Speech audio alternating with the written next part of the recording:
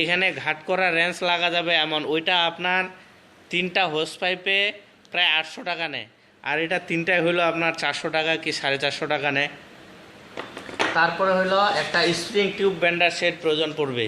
যখন আমরা ফ্রিজের কাজ করি, ফ্রিজের পিছনে বিভিন্ন আকৃতির টিউব লাগাইতে হয়, ইউ আকৃতি করে, এল আকৃতি করে, তখন আমাদের এই স্প্রিং টিউব বেন্ডারের প্রয়োজন হয়।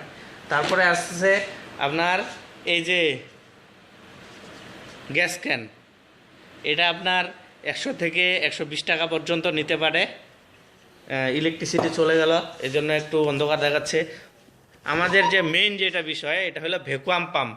এটার বর্তমান বাজার মূল্য হইল আপনার 5400 টাকা। এটা কিছুদিন আগেও 4800 টাকা 5000 টাকায় পাওয়া যেত, এখন 5400 থেকে 5600 টাকা পর্যন্ত নিচ্ছে বিভিন্ন দোকানে।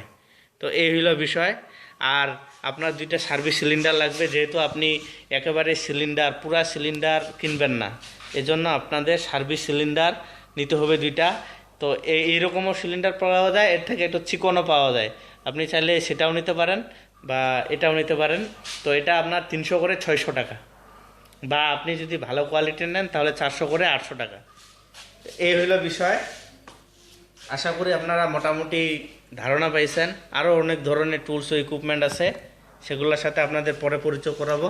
এই যে এখানে একটা জিনিস ছাড়া পড়ে গেছে, সেটা হলো এম্পিয়ার মিটার।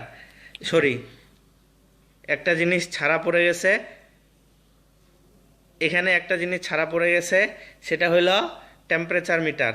আমরা যে সার্ভিসিংয়ে যাব, হিমায়ক চার্জিং করব, টেম্পারেচার নামতেছে কিনা বা কত টেম্পারেচার নামাইতে পারলো, তো আমরা যদি এটা ডিপে রেখে দেই তাহলে আমরা দেখতে পারি যে মাইনাস কততে নামছে। এটা হলো আপনার টেম্পারেচার মিটার। তো এই হলো বিষয়। আশা করি আপনাদের ভালো লাগছে।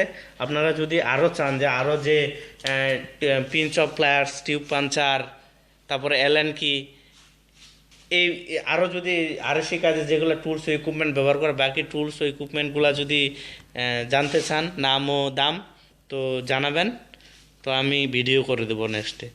তো থ্যাংক ইউ ফর ওয়াচিং।